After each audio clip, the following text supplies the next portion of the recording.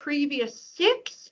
Not to worry, you can find all our previous episodes on grants, credibility selling, how to use AI in your business on the Invest Olds training calendar, which will be sent to you with the recording of this episode today. You'll be able to go back and watch all the previous. We're building a Biz Bite library.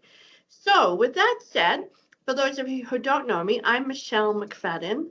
I am the Regional Business Support Network's Business Development Advisor. Wow, is that not a mouthful? But for our short, because we like our acronyms, I'm the BDA at RBSN. And I'm excited to share with you today a fabulous presenter near and dear to my heart, an amazing entrepreneur and businesswoman herself, who's local, based in Sundre, serving Central Alberta and beyond. A sales expert and online expert, Miss Kim Free is here from Small Town Girl Promotions. Kim, I'm going to hand you over the microphone because I know we're tight on time today, and let you introduce yourself and get us started. Beautiful. I'll just share my screen. Hello, everybody. While I can see your faces nice and closer. Nice to see you. Thanks for coming. I'm going to share my screen. You can see that main slide, Michelle? Yes, we can. Perfect. That looks great. Lovely. So, hey, everybody. I'm Kim Free. Like Michelle said, I do online digital salesy marketing things. I do have a bachelor's in psychology and sociology. I believe that psychology and sociology is marketing. It's about feelings, humans connecting with other humans and solving problems with solutions, which is all very psychology based. I also have a degree in education, which helps me not feel so nervous, but still a little nervous when I'm doing these presentations. So hi, nice to meet you all. What I'd love for you to do, and hopefully this works, I'm not so familiar with Microsoft Teams, but I'd love to see in the chat. Michelle, there's a chat in Teams, right? Yeah, if you could put in the chat, lovely, your business and the industry that you're in, that can help me kind of tailor the presentation as I go. That would be great. Again, your business name and the industry that you're in. And maybe I'll figure out how to see that chat. Or maybe that's not. All right. I got you, Kim. I can absolutely translate. I know Rhonda and Heather are first off the bat here typing away. So Jane is with Olds Uptown Market, and it's a market store. Rhonda Rock is Flamingo Travel Adventures, so the travel industry. Heather has an Olds Doggy Stay, so dog care. Mark is a volunteer with the Wild Rose Humane Society Animal Shelter, looking at launching an online store to support animal-related activities. Love that, Mark. Courtney is with Williams Cattle and direct marketing grass-finished beef, also a full-time employee, and a valued member of the RBSN Access to Capital team. And Medell from Done Right Printing, I believe, has just joined us as well. Lovely. Thanks for making some of those connections. I recognized a couple of names and I'm like, oh yes, Williams Cattle. Oh, Doggy. Yeah, got that. Thanks, everybody. Nice to see you. Okay, so getting right into it, because we only have a short half an hour and I want to leave some time for question and answer at the end. So the main problem that we're working to solve today, many small business owners juggle online and in-store separately, leading to some missed opportunities. So today I'm going to talk about online, I'm going to talk about in-store, and I'm going to talk about how they can interact in omni-channel marketing, big fancy word, so that you don't miss some of those opportunities. And my promise is you'll leave with at least 3 practical ways to sell smarter across all 3 of those locations: online, in-store, and the interaction of the 2. Yeah? Give me a thumbs up. I can see some of your faces. Are we excited? This is so exciting. Michelle's all about the thumbs up. I'm always about the excitement. This is awesome already. Okay. So, oh, I saw an animated thumbs up, fancy. So these are the icons I'll be using. This is online, this is in-store, and this is the interaction of the two. So omni-channel marketing. Here we go. So let's start with online. The first step, and a step that many small business owners kind of speed through and unfortunately make a grave error, is choosing the right platform to host your website where you're selling things. So there are a ton out there. There's Shopify, WordPress, Wix, Squarespace, Etsy, Ecwid, the list goes on, right? And so these platforms have their strengths and their weaknesses. So for example, if you choose Square, because, oh, I already use a Square device, so this should be a good choice, you may find down the road that Square isn't very strong at search engine optimization, so getting your website found at the top of the list on Google. That's one example, but I don't have time to go into all the multiple examples. Again, each platform has their strengths and their weaknesses. If you want to have this conversation with somebody, I'd be happy to. I do always offer a complimentary 20 to 30-minute chat. This is such an important step. I can't say that more, you know what I mean? So, WordPress is a beast. It requires monthly online maintenance so it doesn't break. Shopify is very good at e-commerce. It can be a bit more expensive. It is very expensive to customize the checkout process if that's something that's important to you. Wix is a good all-round platform with good user experience and good SEO. Square is good, but limited. Squarespace is kind of similar to Wix. And I would say both Wix and Squarespace are quite user-friendly, but I could talk about those forever. Moving on. I do want to add that you don't need 100 items in your online store for it to be successful. In fact, it has been found that when you have a smaller inventory, people are less overwhelmed by the multitude of choices and you can make more sales that way. So start small if you're starting out. Okay, moving on to some website best practices. So your website should absolutely be mobile friendly. In a lot of these platforms, in all of these platforms, you can switch the view when you're editing the website to the mobile version, and you just want to make sure that there's not overlapping weird stuff or big empty spaces and all of those things. Most of the people visiting your website these days are going to be visiting it on a mobile device. You want your website to be fast loading. It needs to load in less than 2 seconds because people are fickle and they won't wait. So that's a thing. That can be a problem with WordPress websites when they aren't optimized properly, for sure. And you want to make sure your website is easy to navigate. So people who go to university for website design, they learn this whole thing called UI, which is it should be user experience. There's a different acronym. Anyways, it means user, yeah, UI, I don't know. But it's all about making sure that your website is set up in a way that it's easy to navigate and gets the people to the places where you want them to go. A website should have a clean homepage, not too overcluttered, with a clear call to action. In marketing lingo, we call it a CTA, a call to action.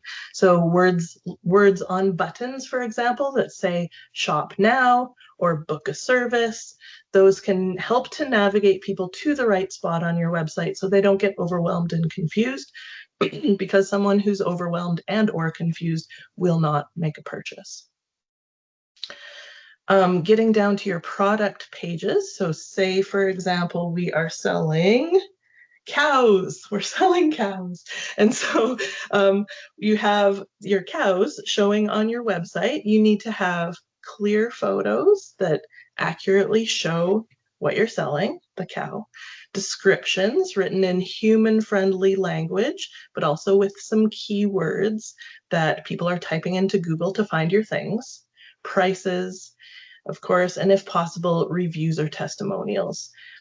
Photos are incredibly important. So if you have the budget, investing in good professional product photography can be very helpful. For those of us selling a service, if you're selling online so that people can make that purchase online, it's similar stuff, right? You're going to have some kind of image showing what your service is, and so make sure that that's nice and clear and professional looking as well.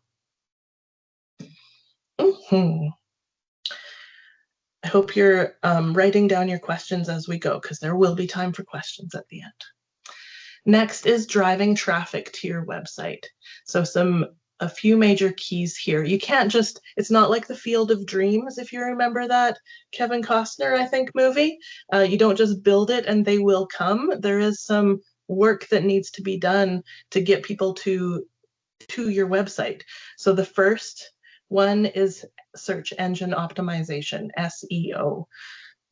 So knowing what people type into Google or other search engines to find your product or service is key. They're called keywords. So if you don't know if people type in doggy daycare or pet boarding or dog boarding, like there's a bunch of different ways to say that. Are they saying pet boarding in olds, or are they say doggy daycare olds, right? So those are very different keywords. So once you know what people are actually typing into Google, those keywords need to go everywhere. They need to go in the product titles. They need to go in the descriptions, in your blog post, in the words that people are reading all over your website, and in the back end of your website. There's technical things called meta title and meta description that you can set up in the back end that tell Google what your website is about. Very important stuff, and kind of technical, I'm sorry, but that's a brief introduction to it. Another way to drive traffic to your website is through social media. So posting regularly on your social media posts, possibly using paid ads to get people to click to go to your website.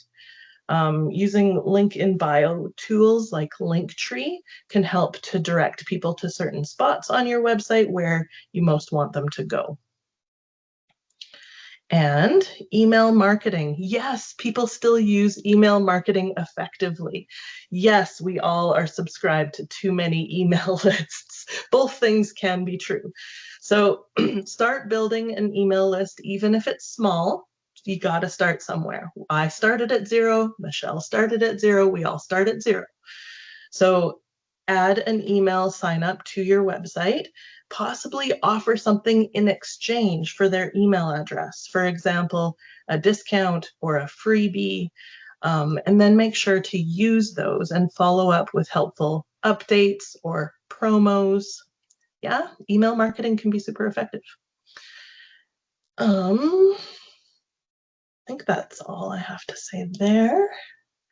Okay, moving on to the in-store experience, which still plays a huge role, especially in small towns or communities where people love that personal touch. So first we talked about your website. Now we're talking about the in-store experience. So we want to make it an experience, not just a store. So we want to think about your layout and signage, music, lighting, and even smell. So really think about the whole 5 senses. You want it to smell good, you want it to feel good, sound good, you want to be able to navigate freely and not feel too cluttered, all of those things. Those things impact how long people stay, and by impacting how long they stay, that impacts how much they spend. People who stay longer in a physical store location spend more money. Proven fact. So make it appealing for them to stay and linger and smell and taste. No, I don't know. The cows, no. So your brand vibe should carry through the space. So whether your brand vibe is cozy or edgy or rustic or cutesy or comforting, you want that to come across in your website and also in your physical space, and for them to be aligned. So if you have, for example, and I'm just going to pick on one of you, I have no idea. We're going to pick on Uptown Market. I haven't seen your website for a while, and I haven't been in a little bit, so this has nothing to do with the true life.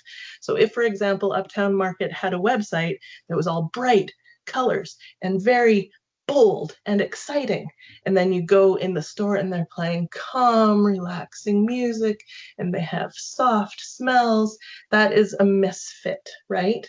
So you want your website and your in-store experience to feel similar, because feelings are what drive human behavior.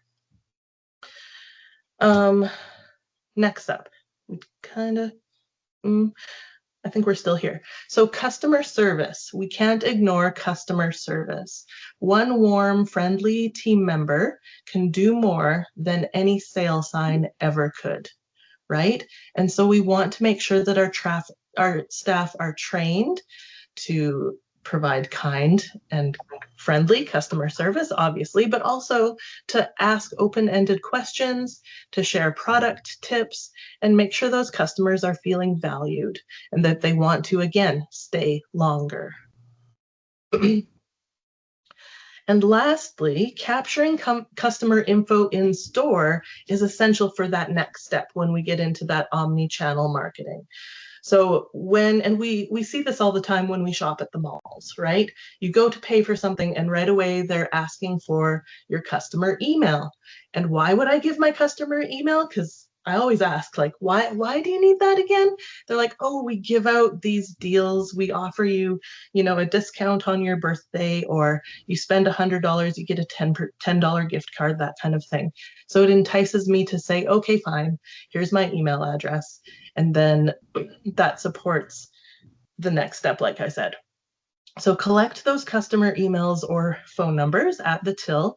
Consider offering in exchange, again, promotions or even a mini giveaway or a draw. You could have a draw box right at the till, so it's nice and visible, for example. You could start a simple punch card or digital rewards system. Again, you'd have to capture that customer information to do that. You can offer in-store perks. For example, show us you follow us on Instagram and get 10% off, right? And then my final tip for in-store stuff, consider events. People don't do this as often as I would love them to. So mini events like product demos, sip and shops, new arrival previews, you can kind of make up anything as you go. And that's great to get people talking, sharing, and walking through the door. Michelle. I can't help myself but not jumping in. You know this, Kim. So one of my favorite stores, oh my goodness, they're so smart. So it's a clothing store. And when they're working with their customers, they say, what's your favorite color? What's your favorite style? Who's your favorite designer? They make notes of all of that. And then when something comes in that's my favorite, guess what? I get a phone call. I actually get a phone call from someone saying, hey, Michelle, we've got this beautiful blue coat on that's in your size by your favorite designer in your favorite color. Is it okay if I send you a picture? And I'm like, sure. And then they send the picture, and of course I love it. And guess what? Ding, ding, it's a sale for them every time. So capturing more than that customer info is like the real getting to know you, like a travel place would say, where are your top 3 destinations? Or, what's your favorite thing for doggy daycare for an overnight stay? What's your dog's favorite toy? Those kind of things to get really intimate in this digital world of things that are not intimate anymore. That's my thoughts. I love that, Michelle. I equate that to the difference of getting a bill in the mail. Nobody loves getting bills, or getting some positive mail. So those email marketing emails that feel really salesy, those are like the bills coming in the mail. But a personal reach out that you just described is totally happy mail that I'd be happy to receive. Want to know what Biz is all about? Just make sure everybody's muted, please. Okay, so now we're going to talk about omnichannel integration. So here's where the magic really happens. Connecting your online and in-store efforts into one seamless customer experience. Your customers these days in 2025, they expect a blended experience. So for example, they may browse online and then not make a purchase online, but stop by in store because maybe they want to feel whatever it is, or maybe they have a question they want to ask in person. Or they might go the opposite way. They might stop by your in-person store and have to think about it or talk to their spouse to make that decision, and then just pop onto your website later to purchase. You want them to feel like they're dealing with the same business either way. Consistent prices, consistent branding, consistent voice, consistent overall feel, right? Technology makes it easier now than ever. So using a POS system, POS stands for purchase order system, I don't know. A system like Square or Shopify can sync your online and offline inventory. So if you have 13 tenderloins in stock, you don't want someone to be buying 13 of them all online, and then somebody comes to the store and buys 5 of them, and then you can't fulfill that order. So then you have to contact the client that ordered online and said, I'm so sorry, but this happened. So those kind of systems help to sync everything to make sure that doesn't happen. You can let your customers buy online and pick up in store, or order in store and get home delivery. All of those things could and maybe should be something to focus on. Focusing on omnichannel integration can help you cross-promote between your channels. So I have some examples for you. You could use QR codes in your shop, in your physical shop, to link to online-only products on your email list, right? You could promote your store hours. You could promote new arrivals and everything consistently online. So take what's happening in your store and present it to online.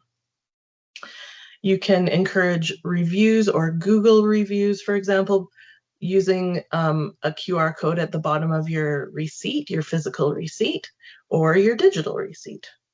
Include a link. If you're happy with our purchase, please leave a Google review. So there's lots of different ways. Email marketing is my favorite example. Definitely, if you have an online store, make sure to have you forgot something in your cart email automation set up. That is the #1 best way to grow your sales base in your online store.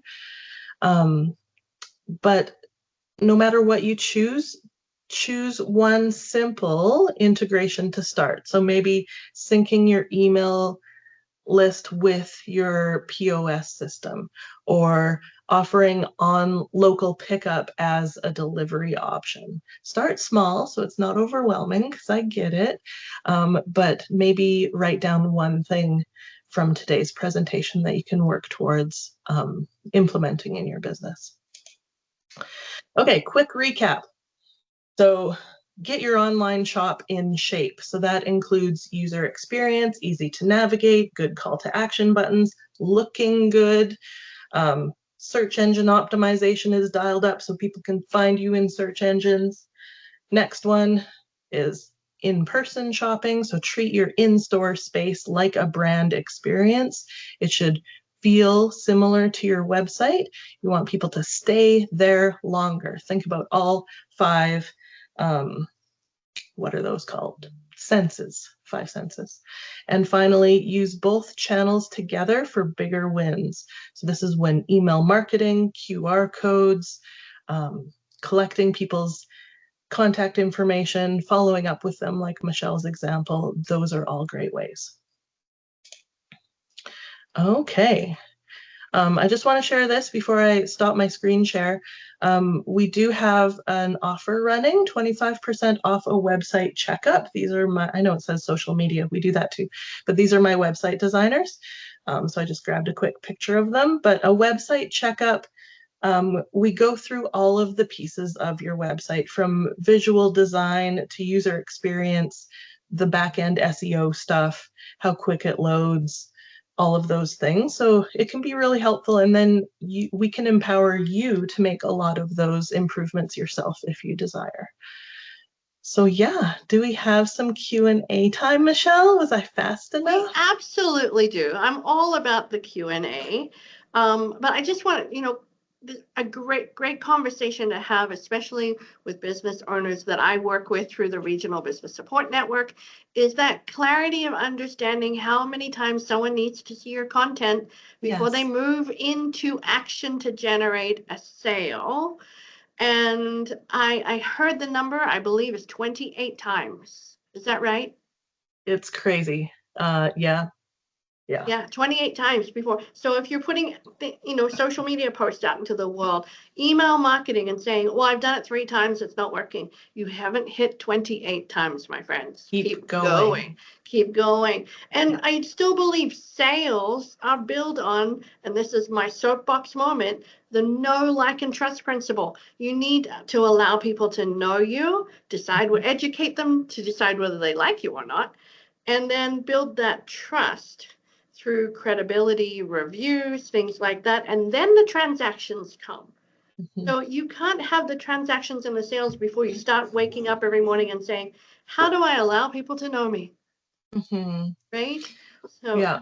that's my And soapbox moment before we go into Q&A. totally.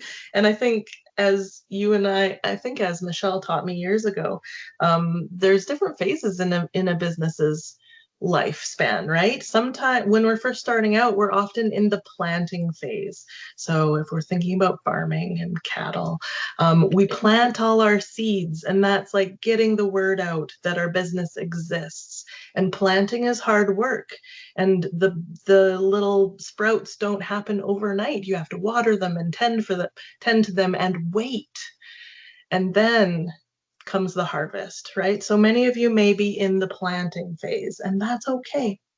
Keep planting, keep watering them. Don't give up on those baby sprouts. Mhm. Awesome. Great advice, Kim.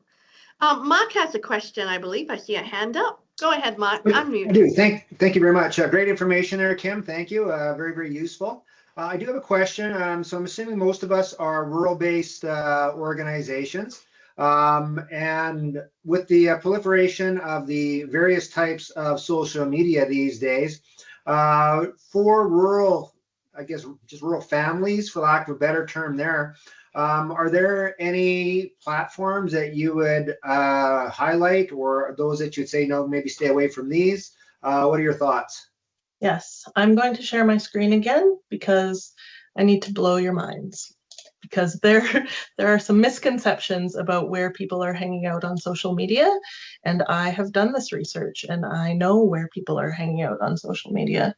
So this is in Canada. So these are, as of March of this year, monthly active, oh, this is globally, sorry. So Facebook is the #1 most used platform globally still. YouTube is #2, Instagram is #3, TikTok and Reddit are both increasing, but if you look at TikTok, it is only like not quite 2/3 the usage of Facebook. We have Snapchat, Pinterest, LinkedIn, and Twitter, also known as X, has been decreasing. This is global numbers, but it stands true for Canadian numbers as well.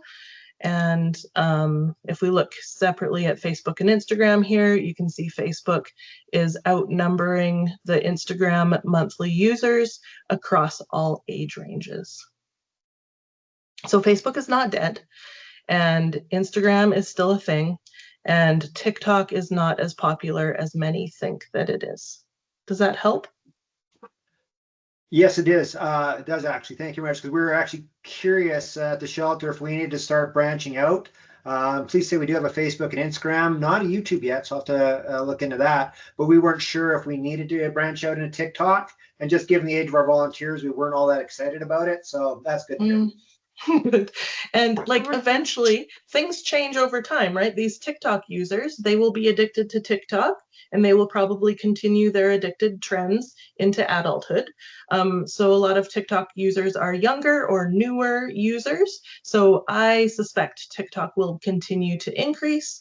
But for now, certainly, like I'm never one to say you should do all the platforms. I think you should focus on one or two platforms and do those platforms well, and really have a handle on them before adding a third one.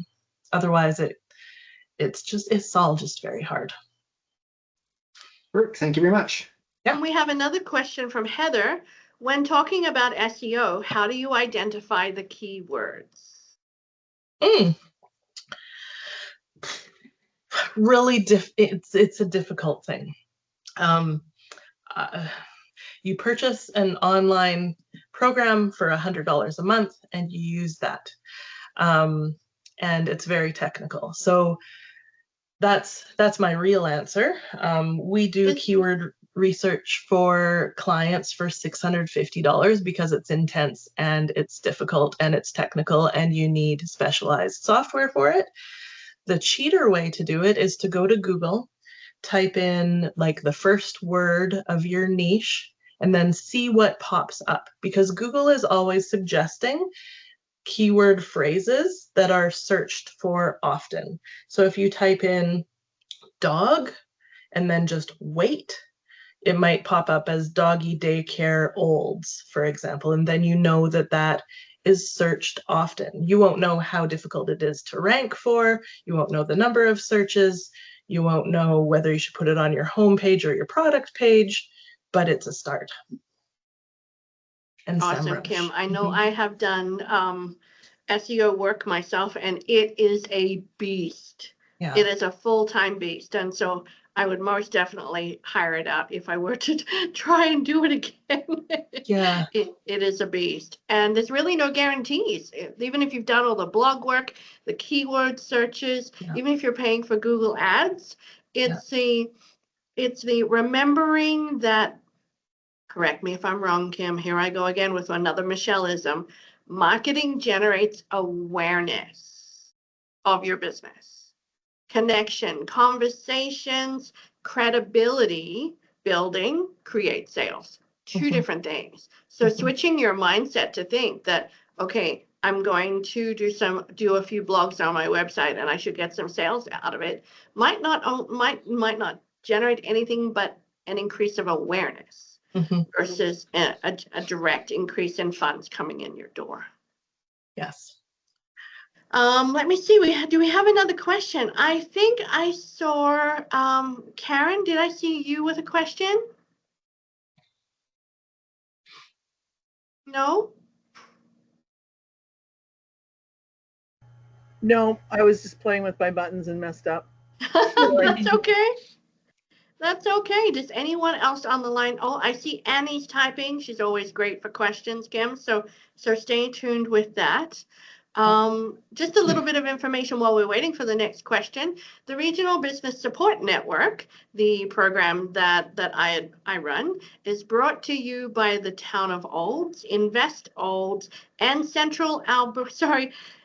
Community Futures Central Alberta. And all the services provided through me as your business development advisor are no cost to you. They are grant subsidized, including a complimentary promotional video valued at $6,000 that people in our region get at no cost to you. So if you live in Olds, Penhold, Carstairs, Cremona, Sundre, Three Hills, Torrington, or anywhere in that location, then reach out to me and we'll set you up for your promotional video that builds credibility that generates sales, right? We all want to increase sales. Okay, so, I have a question now. I definitely want to be at the top of the list on that. Okay, then Karen, the best way to do it is respond to the email that I sent you with the link for today and say, hey, Michelle, how do I get started with you? So just respond to that. We have some questions. I'm ready. We have some questions. So Annie says, can we use ChatGPT to brainstorm on SEO? Yes. So brainstorming on SEO, just be aware that SEO is keyword research, optimizing your website for all of the things, building a Google business profile, making sure your online listing sites are all up to date, doing SEO optimized blogs, making sure your social media content is sent the right way with keywords and such, and more. So SEO is, like Michelle said, a huge beast, but I'm going to answer your question this way, Annie. Can we use ChatGPT to brainstorm keyword research? Yes, carefully. So I believe, Michelle, maybe you can help me with this. ChatGPT, the free version, has information up to 2022. Is that correct?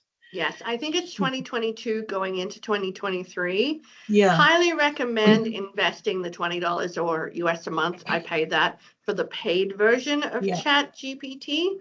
It'll have up-to-date info because it can actually search the internet actively. Yeah. The tricky thing is ChatGPT can't access things like Michelle had mentioned, that SEO tool, and I'm having SEMrush. So the paid version of SEMrush, ChatGPT can't access that data because there's a login block, right? You have to pay to access that data. So yes, but it won't be as good as paying for the tools that access the data and have a relationship directly with Google, because Google doesn't share that information with everybody. So ChatGPT is a great way to get started. And I would, if I were doing that, I would tackle it by breaking your website up into pages and saying, I'm working on my home page, front load it with a ton, as much as you possibly can of information about your business. And then ask it, please suggest 5 keyword phrases for my homepage. Please write the meta title and the meta description for my homepage.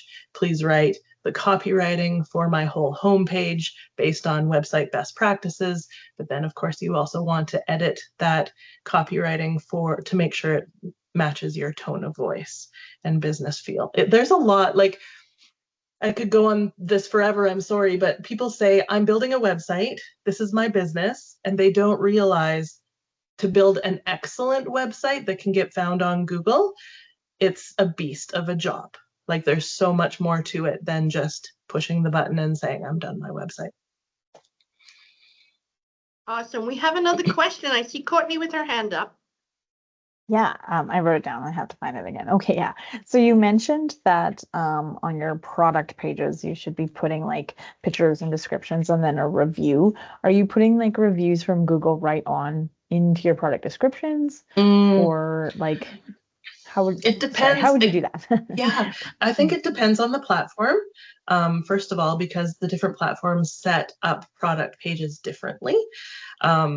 I definitely think that you should have testimonials kind of sprinkled throughout your website. So no matter how they're coming to that product page, they're seeing at least one review before they get to that singular product page. You know what I mean?